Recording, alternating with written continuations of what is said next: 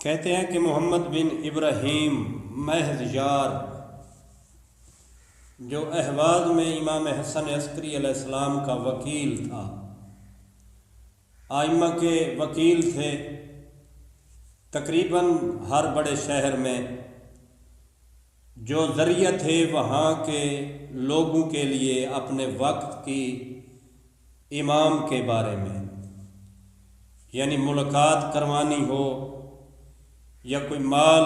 زکوٰۃ و صدقات خمس وغیرہ ہو، تو وہ جو وکیل تھے وہ اپنے ائمہ کی بارگاہ میں لوگوں سے لے جایا کرتے تھے، یعنی ایک وسیلہ تھے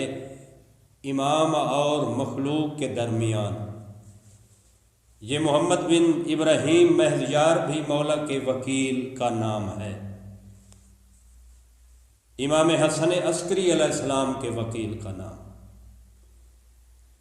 کہتا ہے کہ امام حسن عسکری علیہ السلام کی وفات کے بعد میں نے آپ علیہ السلام کے جانشین کے بارے میں شک کیا۔ یہ کون کہتا ہے؟ محمد بن ابراہیم کہتا ہے کہ امام حسن عسکری علیہ السلام کی وفات کے بعد میں نے آپ علیہ السلام کے جانشین کے بارے میں شک کیا، کیونکہ مجھے نہیں پتہ تھا کہ مولا کی وفات کے بعد مولا کا جانشین کون ہے، زمانے کا امام کون ہے۔ اور یہ کہتا ہے جبکہ میرے والد ابراہیم کے پاس مال امام علیہ السلام کی کافی رقم بھی جمع ہو چکی تھی، میرے والد وہ سارا مال لے کر سمندری جہاز میں سوار ہوئے اور میں بھی انہیں رخصت کرنے کے لیے پیچھے پیچھے چلا گیا۔ لکھتے ہیں کہ کشتی میں ہی میرے باپ پر سخت بخار کا حملہ ہوا، انہوں نے مجھ سے کہا بیٹا مجھے واپس لے چلو، یہ بیماری موت کی بیماری ہے، ساتھ ہی مجھے وصیت کی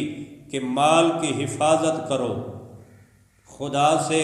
اس مال کے بارے میں ڈرنا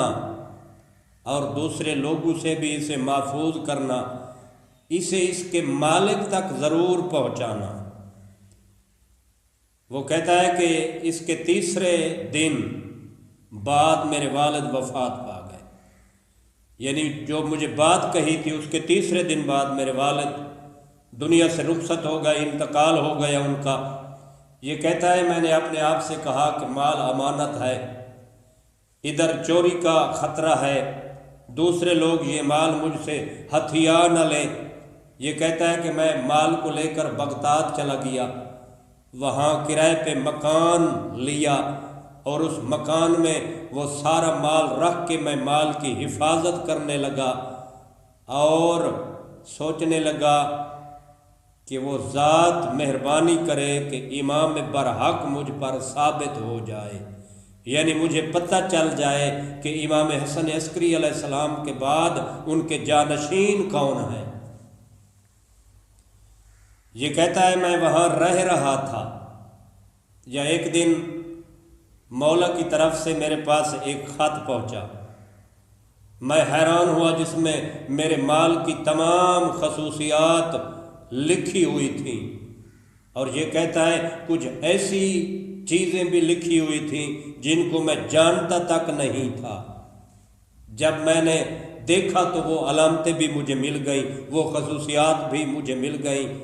یہ کہتے ہیں اس کے بعد مجھے ایک دوسرا خط ملا اور اس میں لکھا ہوا تھا ہم تمہیں اپنے باپ کی جگہ وکیل مقرر کرتے ہیں اور تم اپنے خدا کا شکر ادا کرو۔